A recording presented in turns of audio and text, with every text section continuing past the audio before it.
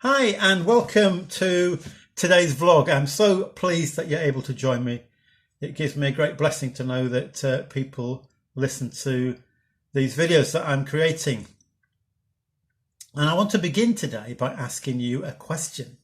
And the question today is, are you, generally speaking, more of an encourager or a discourager? Do the words that you use, the words that you speak, or the words that you use in your emails or correspondence, the words that you may post on social media, do they tend to encourage people or to discourage people? Do they tend more to build people up or to pull people down? I was reading today an inscription on one of my Bibles. It was given to me back in 1979 by my mum and dad, and it says, "From Dad and Mum, congratulations on your success, February 1979." And that was about a year after Sue and I had got married. But I don't think they were congratulating us on achieving a year of married life. More likely, I think, that they were congratulating me on passing my final exams as a chartered accountant. Now, that seems an awful long time ago. But far more importantly is the fact that underneath, Mum had written Joshua chapter 1 verse 9. And that verse has always been such an important verse for me and such an encouragement. It says this: "Have I not commanded you? Be strong and courageous. Do not be terrified. Do not be discouraged. For the Lord your God will be with you wherever you go." Do not be discouraged. And yet sometimes it is a battle, isn't it? Not to allow ourselves to become discouraged. For there are people who seem to have the ministry of discouragement. I remember that when I was first asked to go to Doncaster to become minister of the big Methodist church in the centre of the town, I realised that town centre ministry was going to be very different from the ministry that I'd experienced so far. So I thought I need to go and speak to some ministers who were already are experienced in town centre ministry, which is exactly what I did. I remember very distinctly going to see one minister, and he took me into his office and he said to me, when I first arrived here and I came into the office, I noticed on my desk was a postcard. It was a postcard with a picture of the Titanic on the front. And when I turned the postcard over, it read, "Welcome aboard, Captain." Now, I don't know if that was a bit of a joke, but it was certainly a way to bring discouragement. And a personal experience I can recall was some years ago. I was had a phone call, and the lady on the other side of the end of the phone, who was a church member, asked me if I would go around and see her that evening. And as I was available, I said, "Yeah, of course I will." So I went round and sat in her lounge. We're facing each other, and this was a lady who was senior in her years. She'd been a member of this church for many, many years, probably most of her life. And as we sat there, we had a bit of small talk, and then she said, "I've been a member of this church all my life, for many years. I've known all the ministers who've come and gone. And you," she said to me, "you are right at the bottom of the pile." Now, clearly that's what she thought, but those words weren't aimed at encouraging me, were they? So I want to ask you again, are you more of an encourager or a discourager?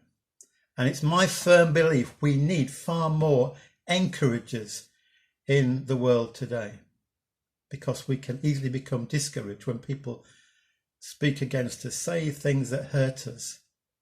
When we have an idea, they immediately jump in with 10 ways why it would never work. And yet, when we read the Bible, we're instructed in several occasions to be encouragers. For example, Paul writes to the church in Thessalonica, "Encourage one another and build each other up." Build up, don't pull down. The writer to the Hebrews says, encourage one another daily. That's a really strong call, isn't it?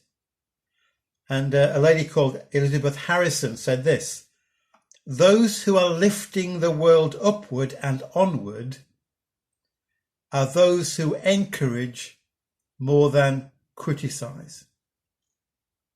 So what is courage? Courage, I heard a definition recently which said courage is not the absence of fear, but it's the willingness and the readiness to move forward despite the fear that may be there. So we need help to maintain that courage, don't we? Yes, we have God with us. That's his promise. But God also expects us to encourage one another. Catherine Hathaway said, there is nothing better than the encouragement of a good friend. We all need encouragement, don't we? Even if it's something like a simple thank you. I appreciated that. I remember in the first period of ministry back in the Potteries, I had an Anglican colleague. We worked together. He was the vicar in the local village church. And I remember one occasion we were together and he said, I had a shock this week. On Monday morning, someone knocked on my door. And when I opened it, he said, Vicar, I just want to say how much I appreciated that sermon on Sunday morning. And he said I could almost have fallen over backward. Because almost always when people respond, they come with words of criticism. But to hear someone encourage me was so very valued. Listen to this quote from Jerome Fleischmann.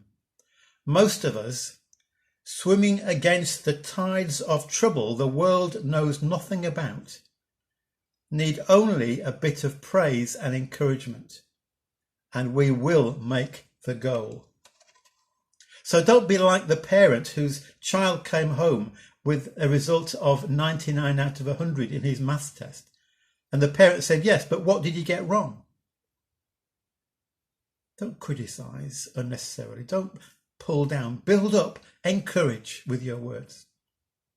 And I want to give a bit of a shout out to a lady called Irene. I know she watches these vlogs, so I want to say thank you to Irene.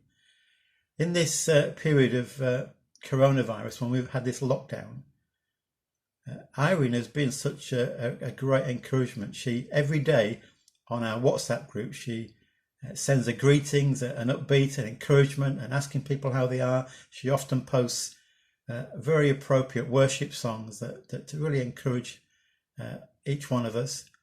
I know she often comments on these vlogs and offers words of encouragement and thanks.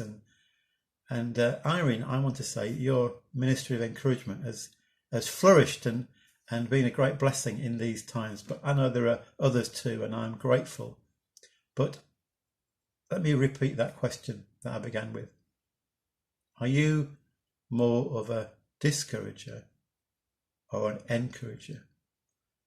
Can I encourage you to do what you can to be an encourager?